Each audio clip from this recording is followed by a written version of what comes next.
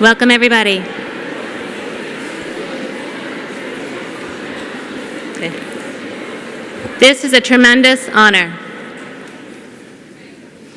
I'm here to introduce the Surgeon General, Dr. Jerome Adams. Dr. Jerome Adams is a board-certified anesthesiologist, a Vice Admiral of the U.S. Public Health Service Commissioned Corps, and the 20th Surgeon General of the United States. Dr. Adams was born and raised in southern Maryland, less than 90 miles from here, on a farm belonging to his grandfather in a community where tobacco was a major crop. Their town had few resources, including few physicians. With demonstrated aptitude for the sciences, Dr. Adams attended the University of Maryland, Baltimore County, through a full-tuition Meyerhoff Scholarship and studied in Holland and Zimbabwe. He earned bachelor's degrees in both biochemistry and psychology, followed by a Master of Public Health degree from the University of California, Berkeley, and a medical degree from Indiana University School of Medicine. From 2014 to 2017, Dr. Adams served as the Indiana State Health Commissioner and presided over Indiana's efforts to deal with the state's unprecedented HIV outbreak.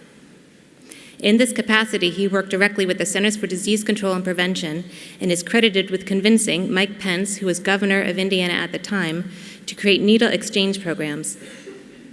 Pence was against the idea at first on moral grounds, but eventually authorized a short-term emergency needle exchange and later supported legislation authorizing the program throughout the state. Dr. Adams also worked with the state legislature to secure more than $10 million to combat infant mortality in high-risk areas of the state. Dr. Adams was an associate professor of clinical anesthesia at the Indiana University School of Medicine and has served in leadership positions at a number of professional organizations, including the American Medical Association, the Indiana State Medical Association, and the Indiana Society of Anesthesiologists. He is the immediate past chair of the Professional Diversity Committee for the American Society for Anesthesiologists. Dr. Adams' motto as Surgeon General is better health through better partnerships.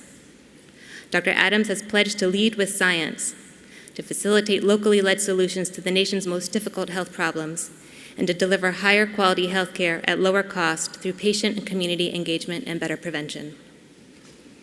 From his small town in Maryland to leadership in the state of Indiana, and now as the U.S. Surgeon General, Dr. Adams brings his life experiences and medical training to his role as the leading spokesperson on matters of public health in the U.S. federal government. As Surgeon General, Dr. Adams oversees the operations of the U.S. Public Health Service Commissioned Corps, which has approximately 6,500 uniformed health officers who serve in nearly 600 locations around the world to promote, protect, and advance the health and safety of our nation and our world. Dr. Adams was sworn into office on September 5th, 2017, and this is the first tobacco control event to which Dr. Adams has spoken. I understand that Dr. Adams enjoys the opportunity to interact with the audience, and I'll encourage you to save your questions. He has reserved a number, at least 15 minutes at the end for Q&A. And without further ado, the Surgeon General, Jerome Adams. Thank you. Thank you very much. I appreciate it.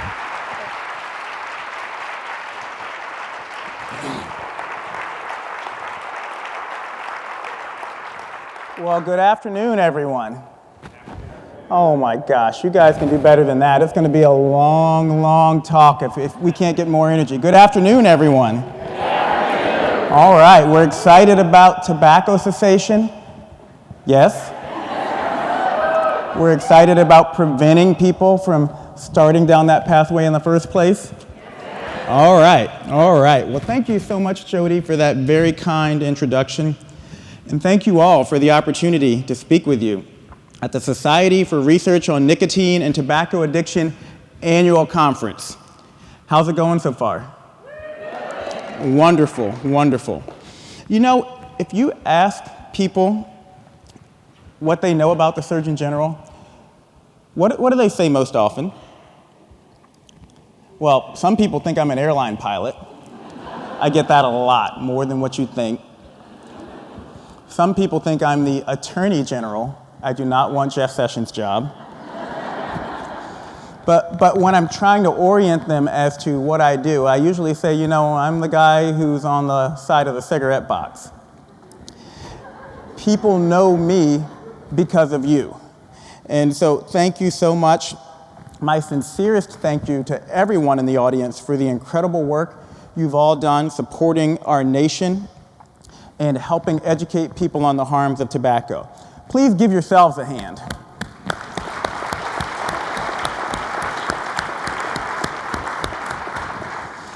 Jody mentioned a little bit about my childhood and my grandfather. I grew up on a farm in St. Mary's County.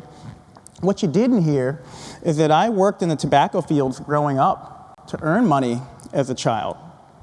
What you didn't hear is that I ended up in the hospital due to an asthma flare-up from working in those fields.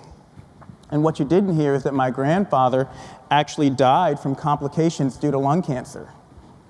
My relationship with tobacco, it's complicated. It's very complicated. It's a relationship that's about health, but it's a relationship that's also about business and the economy and so much more. The industry both paid for the clothes on my back as a youth and also prematurely ended my grandfather's life. As your United States Surgeon General, I'm focused on promoting health, preventing disease, and most importantly, leading with the science. By using the communication platform of my office to create behavioral change, my vision for a healthier America can be achieved, but only if we reframe the way we think about health, the way we discuss health in this country. And Jody mentioned my motto of better health through better partnerships. To reframe that discussion, we need to reach out beyond our silos to the business community, to the military community, and to other communities, but we also need a strong base of science to stand on. The first Surgeon General's report in 1964 warned of the health hazards of smoking. Since that time, tobacco has been the subject most frequently addressed by the Office of the Surgeon General. The Surgeon General's 33 reports on tobacco, which many of you in this audience today have contributed to, have documented the wide-ranging burdens of tobacco use and offered evidence-based recommendations for ending the tobacco epidemic. For example, in 1988, we reviewed the science on nicotine addiction. In 2006, we concluded that there is no safe level of exposure to secondhand smoke. And 6 years later, we summarized the causes and solutions to address tobacco use among young adults. Extremely important to me as a father of a 13, 12, and 8-year-old. Significant progress has been made in reducing cigarette smoking in the United States. Good news. According to the CDC, in 1965, there were approximately 53 million adult smokers. Since that time, we've reduced the number of US adult smokers by 20 million. Tremendous, tremendous progress.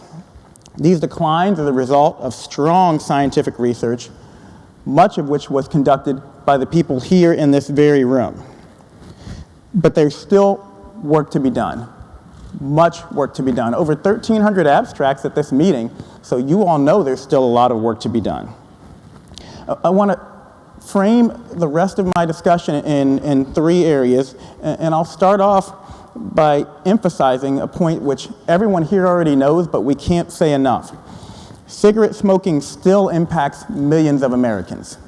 We're doing a great job bringing the rates down, the smoking rates down, but it still impacts millions of Americans, and we know how to fix the problem. Cigarette smoking remains the leading cause of preventable death and disability in the United States, despite long-standing significant declines in the number of people who smoke. About 58 million people in the United States are still exposed to secondhand smoke. It's roughly 2 in 5 children, including 7 in 10 black children. Now, there has been progress. As many of you know, I've made the theme of my tenure, again, better health through better partnerships. Far too often, public health professionals are speaking to the choir. In order to truly make an impact, we've got to speak to them in a language that's familiar to them. And a great example of better health through better partnerships is the HUD smoke-free housing rule that became effective on February 3rd, 2017. Been in effect almost a year now.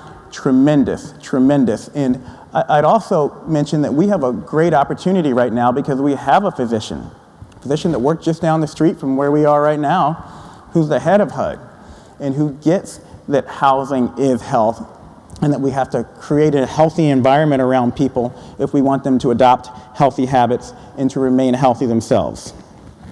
The HUD rule requires more than 3,100 public housing agencies to adopt smoke-free policies within 18 months of the final rule. It also helps improve the health of residents living in public housing, ultimately saving an estimated $153 million every year in healthcare costs, repairs of smoke-permitted units, and prevention of smoking attributable fires. This is a great example of how we can engage with other sectors to achieve solutions. But we've got to break out of our traditional silos. The HUD housing rule is a great success, but we can't stop there. One silo broken down, but did you know our military veterans use tobacco products at a rate of 29.2%? It's almost double the percentage among the general population. And according to SAMHSA, people with mental health or substance use disorders account for 40% of all cigarettes still smoked in the US. Again, lots of work to be done. Much of our focus in public health has been on our nation's growing opioid epidemic, but tobacco addiction should not be overlooked as our nation engages in the larger conversation about addiction to other substances. Nicotine is highly addictive, period. When somebody smokes a cigarette, nicotine binds to receptors, releasing neurotransmitters that stimulate the pleasure centers of the brain, like most other addictive drugs. Cigarettes are even more effective delivery devices than IV drugs because they're designed to free-base nicotine to the brain within seconds, thus maximizing addictiveness. Nicotine exposure in adolescence and young adulthood may result in increased susceptibility to addiction to other substances, including opioids, signifying the importance of continuing efforts to prevent youth tobacco initiation, even as the nation is focused on the opioid epidemic that is plaguing our country right now. This larger conversation must emphasize tobacco cessation as part of comprehensive addiction treatment. We don't want to say, okay, well, we saved you from opioids, and we'll see you in a couple of years when you're back with your problems related to tobacco use. Especially when you factor in that we know what works. We know what to do about this. Smoke-free policies, price, mass media communications, and cessation access. To reduce the burden of tobacco use, the 2015 Surgeon General's report recommends accelerating tobacco control strategies, including fully funding statewide tobacco programs at CDC recommended levels. And as a former state health commissioner, that's something that we constantly are looking at. Raising the average price of tobacco products, which is a proven strategy to prevent youth from starting to smoke, and to encouraging smokers to quit. I'm going to go off on a little bit of a tangent here. We've got to make sure we do that in a way that is not seen as being insensitive to communities that suffer from poverty, to minority communities, but is seen in a way that is compassionate and lifts up the health of those communities. We want to extend comprehensive smoke-free indoor protections to 100% of the US population. Again, HUD was a great success, just a start. Implementing high-impact mass media campaigns that prevent initiation, encourage cessation, and encourage support for smoke-free environments. I had a great conversation with the folks from the Truth Initiative. We know what works. We've got to do more of it. Providing access to barrier-free proven tobacco cessation treatment, including counseling and medication to all smokers.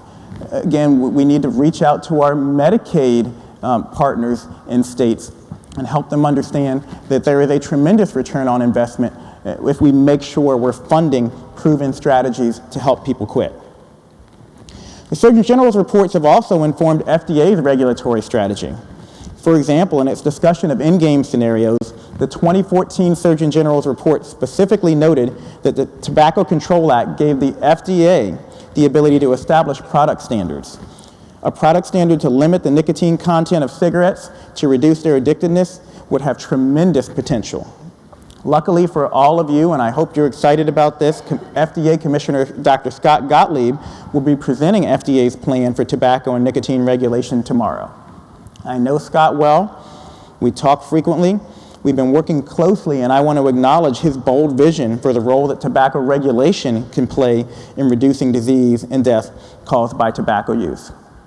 We have an opportunity like never before with someone as innovative as Dr. Gottlieb at the head of FDA. It's important that we celebrate successes, but it's also important that we acknowledge there's still work to be done. Point number 2, we need to increase the reach and engagement of tobacco dependence treatment. On one side of the equation, we've identified the problem. On the other side, we determined the solutions needed to fix the problem. But I would argue that the implementation process has proven to be most difficult. I'm a physician. You know, we can teach you how to diagnose the problem, we can teach you how to treat the problem, but we've still got to make it easy for folks to do the right thing.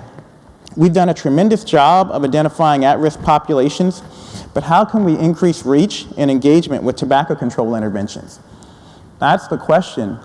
That's where we need to focus our efforts moving forward, specifically for tobacco dependence among priority populations. High rates of tobacco use persist among groups defined by race, ethnicity, educational level, sexual orientation, socioeconomic status, those with behavioral health conditions, as we mentioned earlier, and those living in the Midwestern, Southern, and rural United States. I saw this firsthand in Indiana. We know the use of menthol products plays a role in this disparity. Almost 90% of adult smokers started smoking by the age of 18, and more than half of the young people who smoke use menthol cigarettes. Similarly, the FDA's independent evaluation of menthol versus non-menthol cigarettes found it likely that menthol increases youth and young adult initiation, and menthol smokers are less likely to successfully quit smoking. But menthol tobacco products are marketed as a smoother alternative, possessing a greater public health risk than non-menthol cigarettes. Among adults, nearly 85% of African American smokers, over half of Native Hawaiian or Pacific Islanders who smoke, and about a third of Hispanic smokers and Asian American smokers use menthol cigarettes. Simply put, menthol disproportionately contributes to the use burdens caused by tobacco among the general population and is a key to fostering, to continuing the health disparities we see in the United States related to tobacco use. Helping current tobacco users quit and increasing tobacco cessation is the quickest route to reducing tobacco-related morbidity, mortality, and healthcare costs. Among all current U.S. smokers, nearly 7 out of 10 report they want to quit completely, and more than 5 out of 10 make a quit attempt for more than one day. Unfortunately, only 7.4% actually quit smoking. So we have a desire to do better, but we've got to do a better job with the implementation science and of helping people get from that desire and that initial attempt to actually successfully quitting. Offering cessation assistance to smokers who attempt to quit in response to these interventions maximizes the intervention's impact on cessation and is the ethical thing to do. Combining counseling and medication is the most effective treatment for tobacco use. 7 FDA-approved medications exist, and pharmacotherapy options can be combined to address long-term withdrawal and short-term urges. Counseling also can and needs to be very flexible. Increasing evidence suggests web and text-based interventions can be effective and may reach a broader population, particularly young people. However, despite their effectiveness, only about a third of smokers use evidence-based cessation treatments when trying to quit. Again, we've got a translation problem. We've got to take it from the people in this room to the people out there on the streets who are trying to quit. Most use medications, few use counseling, and even fewer use the optimal combination of counseling plus medication. We know cessation is driven by 2 factors: increasing quit attempts and quit rates. While those 2 factors complement each other and are both important, increasing quit attempts may be the more important approach. Smokers can't quit if they don't try. The more people that try to quit, the more people we know are likely to succeed. And as a clinician, I must add, where are my clinicians in the audience? Raise your hands. All right, we got a few in there. We need to get some more here next time. We need to get more of you all here. I must add that we play a role because we are a major touch point. 70 to 80% of tobacco users see a clinician each year making health systems an important place to reach tobacco users and engage them in treatment. As an anesthesiologist, I worked a lot to try to use the touch point of the perioperative process, a time when people are willing to quit, to actually encourage clinicians to talk to them about quitting. Some specific approaches that are effective in clinical settings to reach smokers include screening all patients for tobacco use. This means advising those who use tobacco to quit, assessing their readiness to do so, assisting them in planning for and carrying out a quit attempt, and arranging follow-up to prevent relapse. And clinicians, we need to lean on our partners out there. If they don't want to do all that, it's as simple as ask, advise, and refer. Check and see if patients are ready to quit. If they are, connect them to services. We need to help folks develop a clinical workflow to divide the above steps across a clinical team, because we can't expect an orthopedic surgeon to dig deep into doing everything in that process, in that pathway. But we can expect an orthopedic surgeon, an anesthesiologist, a nurse, a physician assistant, and the person at the front desk who checks them in, all to be part of that pathway. We need to use tobacco quit lines that are in states and other evidence-based community resources to extend care that can be provided in clinical settings. When I was health commissioner, every group of clinicians I talked to, ask, advise, refer, 1-800-QUIT-NOW. It's as simple as that. And what's unfortunate is when you look at the research, there's this fear amongst clinicians that patients are going to be offended if they come in for a broken arm or they come in for a kidney stone and you talk to them about smoking. But that's not what the studies show. The studies actually show that people expect their medical provider to talk to them about quitting smoking.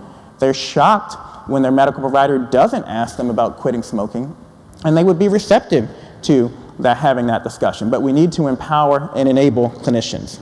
We need to use the electronic health record as a tool to prompt for tobacco use screening and intervention, and to refer patients electronically to a quit line or other cessation resources.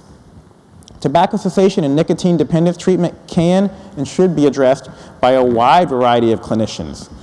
Integrating tobacco treatment into behavioral health care and adopting tobacco-free facilities in places where behavioral health treatment is delivered can reduce the disparate use of tobacco by people with behavioral health disorders.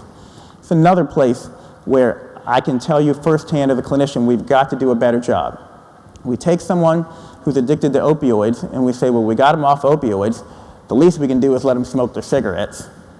We got them off of alcohol, the least we can do is let them go out in the yard and smoke their cigarettes. Well, we've got them in and we're treating their depression. If we take away their cigarettes, then they're going to get more depressed. That's not true. It's not true, it's not true, it's not true, and we need to help folks understand that it's not true, and that actually we're going to improve these patients, these citizens' outcomes if we help them quit tobacco while we're also addressing their other issues.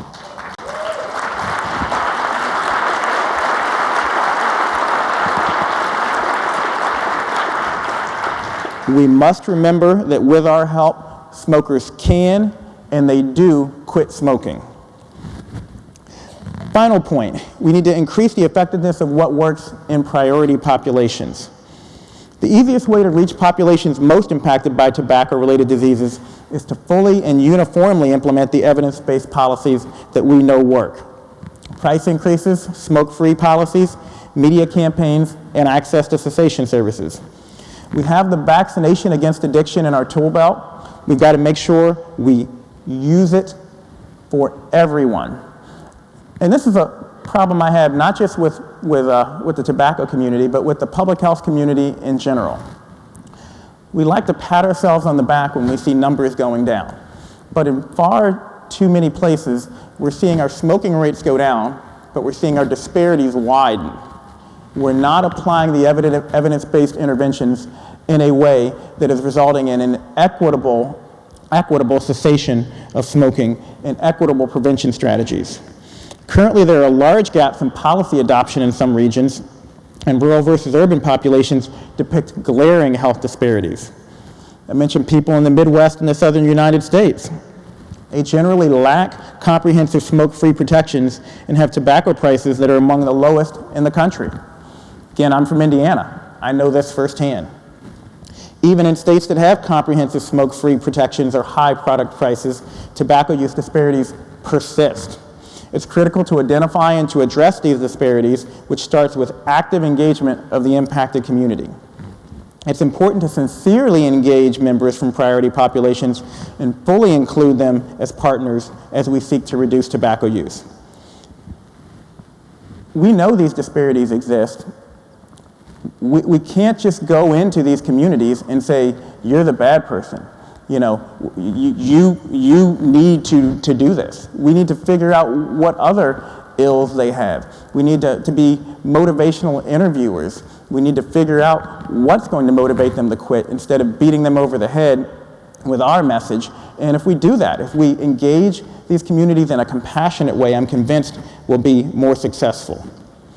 Thank you. We absolutely have to do that. Questions to ask are, how can we better engage the law enforcement community? How can we better engage the military community? How can we better engage faith-based organizations? These are all touch points in various communities that can help us with our mission if we're willing to listen and help them with their mission. If we want to truly address tobacco use disparities, we have to fully understand and address the unique issues that are faced in these communities. Someone's not going to care about you talking to them about quitting tobacco if they're worried about getting shot when they walk out of their house. They're not going to care about quitting tobacco or not going to prioritize it if they can't put food on the table, they can't pay the light bill, if they don't have a place to live. We've got to make sure, again, we're really listening to these people and helping them become healthier all around and not just focusing on the issue that we think is most important. This includes developing materials on and approaches to issues relevant to the populations with the highest burden of tobacco use and exposure to secondhand smoke, and we need more research to figure out how to more effectively do that. We've got the interventions that work. We've got to figure out how we can speak to people better so that they can accept those interventions and see them as part of their vision and not just part of our vision. It's also important that we acknowledge individuals may be members of more than one priority population. It's critical that our surveillance and evaluation activities capture not only those communities that are impacted by tobacco use, but also identify how policy efforts that aim to improve public health do, and in some cases do not, reach populations, and how tobacco industry marketing continues to target these groups. Need to do a better job of that. Need to do a better job of helping people understand how that's playing out in their communities so that they can take action, so that they're empowered to take action. In conclusion, the public health community has an opportunity to look critically at our current modalities for delivering evidence-based interventions, including how we fund these efforts. Our job is to change the environment so that people no longer face a lifetime of addiction to a product that will give them cancer, will give them heart disease, will give them COPD. It is within our power to end tobacco use in this country. We can do this by making it so that youth never start, and for those who wish to quit, that it's much easier for them to do so. Since the first Surgeon General's report on tobacco was released in 1964, policies and programs have been put in place to help reduce the consumption of tobacco and the prevalence of smoking tremendously. Since the release of that report, tobacco prevention activities have prevented over 8 million early deaths, saved 157 million life years, and increased life expectancy in our country by over 30%. It is within our power to reduce smoking to zero by accelerating our efforts to make use of cigarettes and other tobacco products a thing of the past. And I'll leave you today with a request, a call to action for everyone in the room. I urge you all to renew your commitment to research, but also to continue collaboration with me, with the Office of the Surgeon General, and with partners who you might not normally think of as being engaged in the fight against tobacco addiction. We make decisions based on science, and we need you at the table, but we also need those folks who are influencers in the community at the table. Drew, Lila, where are you guys? Come on up on stage with me. I want you all to help me finish. I met Drew and Lila earlier, and I'm so glad that they are here. So important that we have our young people here. Because to the senior scientists, thank you for being here. You guys are going to help me finish. To the senior scientists, please value the bond that you have with junior scientists. Lila, tell the folks what you want to be when you grow up. Come on to the microphone. A scientist.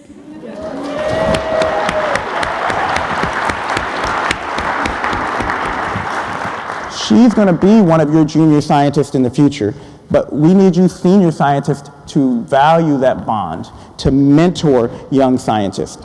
Your mentorship plays a critical role in our nation's ability to continue the trend of scientific advancements. With your help and commitment to mentorship, some of the scientists in the audience, scientists such as Lila, scientists such as Drew, he doesn't know he's going to be a scientist yet, but we're recruiting him.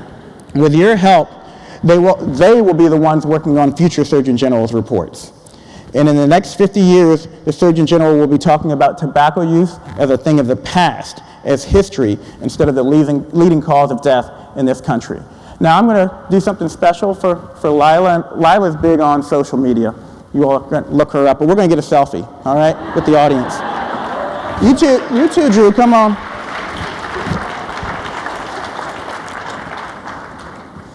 All right, you all are going to help me in the audience. On the count of 3, we're all going to say, no more tobacco, okay? On the count of 3. 1, 2, 3. No more. All right, I'm going to send that to your mom. Thank you very much for coming up.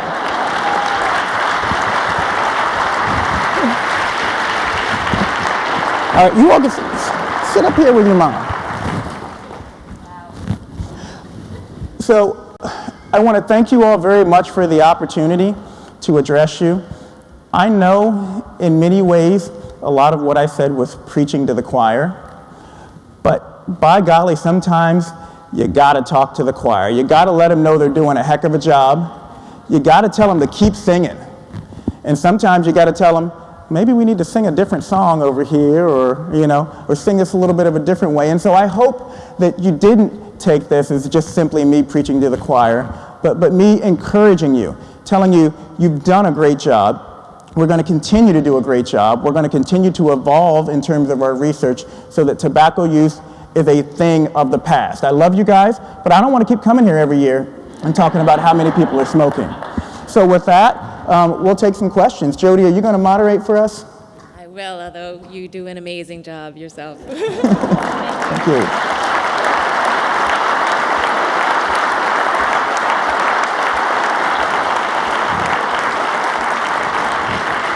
I think you all can come up to the microphone, and while you are, I've got to ask Lila a question. Lila, have you ever been up on stage and talked to this many people before? No. Well, now you have, and you did it with the Surgeon General.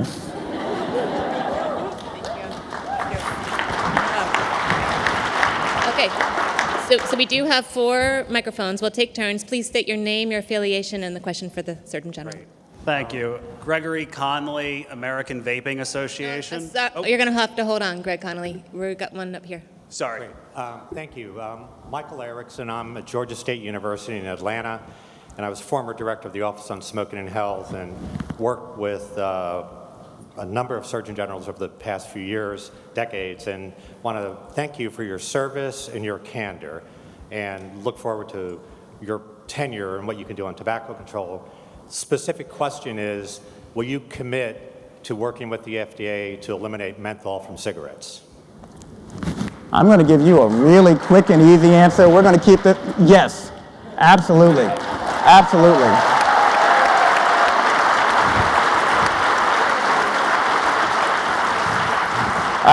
As I mentioned, I think we really need to focus on disparities that exist and make sure we're equitable, and that is one of the greatest places of inequity. Now, I need your help. We know there's a lot of research out there, but there are naysayers, and we need to continue to improve upon the research so that we have a strong scientific base to be able to say that this is what we need to do in order to eliminate those disparities. And thank you so much for your assistance, sir. I know who you are, and I know how much help you've given our office. I appreciate it. Super. Thank you. Over here. Dr. Adams, thank you for coming to visit us today. It's been a number of Your name and years. affiliation first. Oh, sure. Matthew Bars, I'm director, among other things, of the New York City Fire Department's tobacco treatment program. Thank you. It's been a number of years since the U.S. Public Health Service has updated the tobacco treatment guidelines. I don't know if there's any impetus to update them, but I was wondering if you could commit to that and what your opinion on that would be. I absolutely am committed to taking a look at that. Again, 1,200, 1,300 abstracts submitted today, and I'm sorry, I'm a person who just likes to be completely honest and transparent. 1,200, 1,300 abstracts, and everyone would like for our office to take their abstract and say that's the issue we're going to focus on. What I need your help with is figuring out where we're going to get the most bang for our buck using the Office of the Surgeon General in the United States Public Health Service to lift up the specific issues you all identify at this meeting. It's why this meeting is so incredibly important. So I commit to you that we will take a look at that. If you commit to me, and all of you commit to me to come out of this meeting and help me better understand which of the 1,200, 1,300 plus abstracts we most need to focus on, which areas are going to give us the best return on investment in terms of focusing our limited energies moving forward. And thank you, because I love the fact that you are from the fire department, because that's better health through better partnerships. You know, we talk about smoking. Most people don't think to call the fire department or the police department, you know, when we're talking about smoking cessation. But a unique opportunity, a unique touch point, and again, a tremendous toll that smoking actually takes on communities that we don't necessarily count in research, and the lives lost from fires due to people continuing to smoke.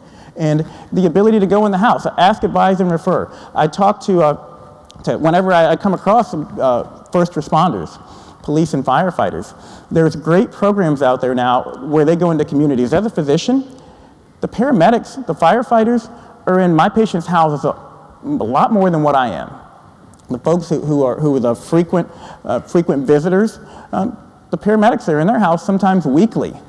They know who's smoking and they know who's not. If we can arm more people with the ability to ask, advise, and refer to the quit line, tremendous opportunity, again, to get people to quit smoking. So thank you, sir.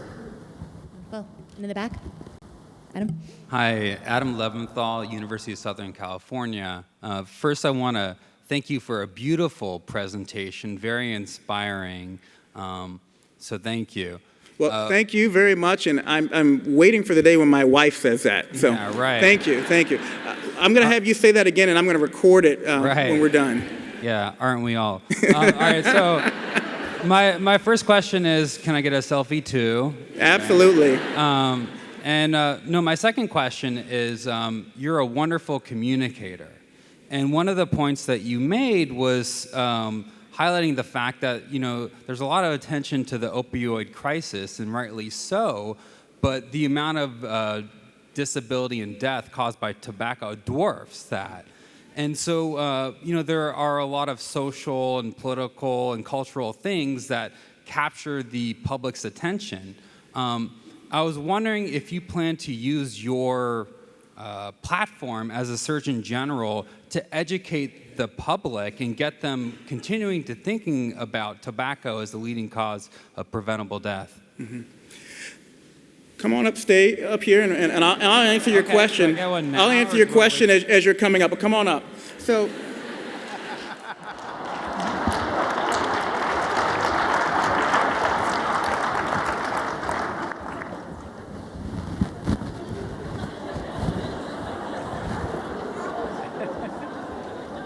Oh, well, we'll do it on your phone. All right, here we go. Thank you. You got to get the crowd in the back. People have to see the crowd. Okay, you ready?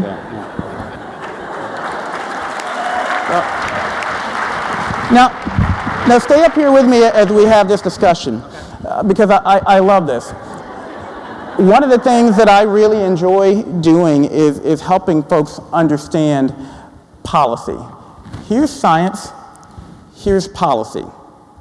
And we want to try to work to get the two to overlap as much as possible, but they will never completely overlap. Never completely overlap. And I know that sounds like heresy to some of you in this audience, but I'll tell you, I'll ask a question. How many of you all didn't get enough exercise in the last week, didn't eat right, didn't get enough sleep? The science says you should do it. So should we make a policy that says that you have to do it, and if you don't do it, we're going to put you in jail? Science and policy are never going to completely overlap, but what we want to do is try to be better communicators and help bring those two closer together. So to your point about the opioid epidemic, there's all sorts of things that are killing people in this country that we aren't paying attention to. And then there are things like Ebola. And I came in as health commissioner during Ebola. Yes, Ebola was, we needed to devote attention to it. We needed to protect our country. But there were 9, 10 people in our country who had Ebola, and we lost our minds. We threw all kinds of money at Ebola.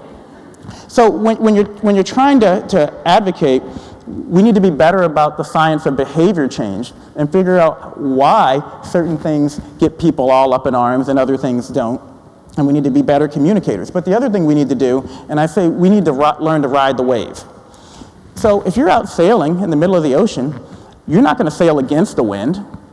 You're going to try to get the wind in your sails and go with that. And I think you've got some tremendous wind right now to talk about addiction and to use the opportunity that is the opioid epidemic to talk about the larger umbrella of addiction, to talk about the fact that tobacco use primes the brain for folks to become addicted to other substances, and to increase the number of people who are willing to engage on the tobacco issue, as opposed to playing off one or the other, or feeling like, why are they paying attention to that issue and not my issue? And so I'm excited about the opportunity, quite frankly, and I think it's an opportunity that we might not have had but for the opioid epidemic to talk about addiction, especially as we're seeing tobacco numbers go down, and it's easy for people to say, we've taken care of that problem. No, we haven't. Addiction remains a problem, and you guys know the science behind addiction better than anybody.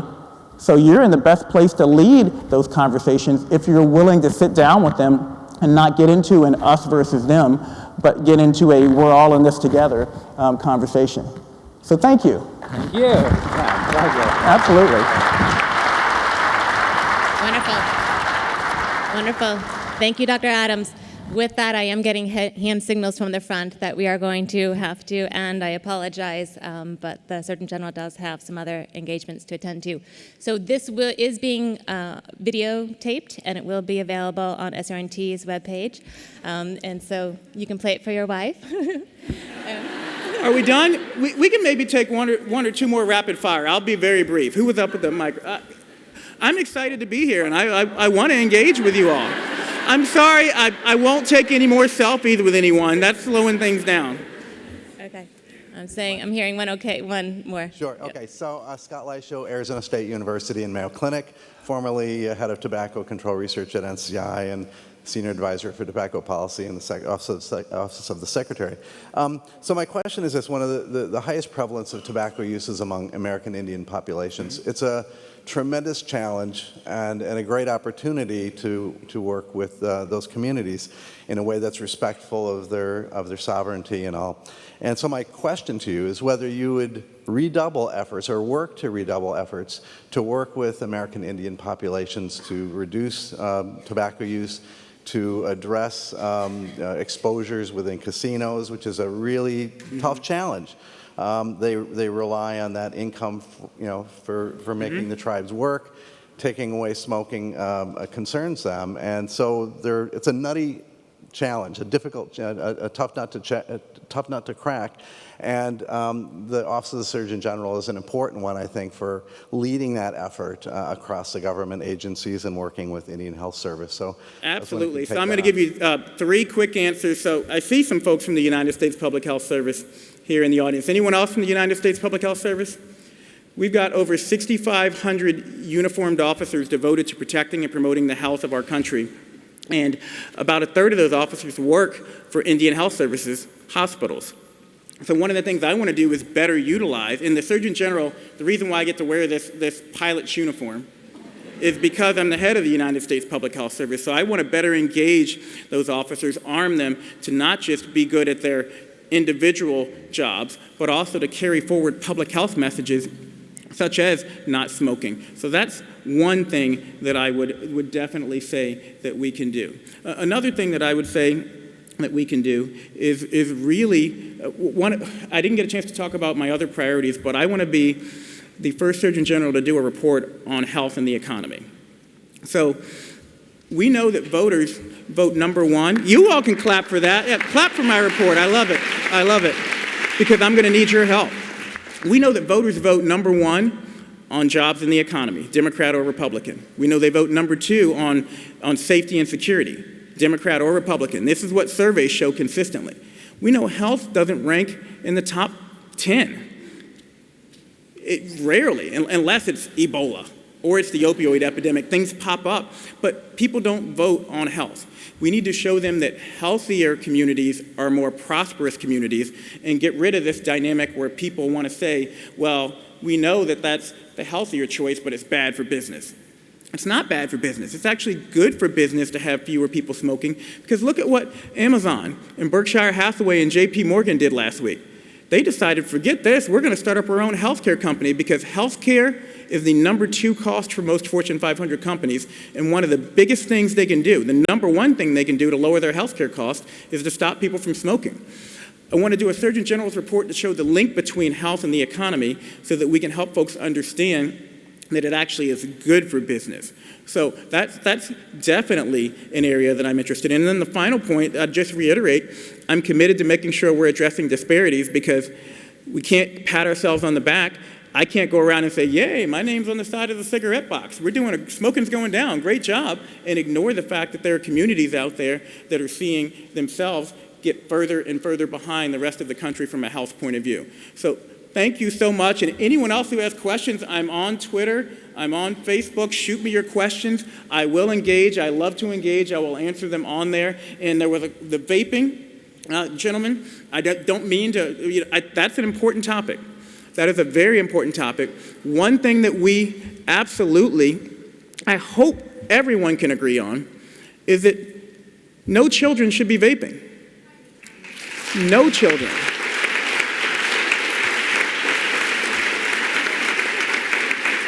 We need you all, because we need to continue to push the science in terms of looking at vaping as a cessation tool. But it's just like the opioid epidemic. I mean, it's like syringe service programs. We need to look at the harm reduction spectrum. We need to make sure we understand the environments, the circumstances, the products that maximize the upside and minimize the downside. But I'm a father, I'm a physician, I'm a public health advocate. No child should be vaping, point blank, period. And if we start there, then I think we will absolutely be able to improve the health of our country and prevent a pathway for addiction for youth. Because, in my opinion, we need the science to continue to bear this out, but it's both. Vaping can be a harm reduction tool, but it can also be a pathway to addiction, to a lifetime of addiction. It can be both. We have to acknowledge that. It's not either or. So I've gone over my time. I've frustrated my people. I've made Jody upset. I've got to go, people. But thank you so much for all that you do. Thank you.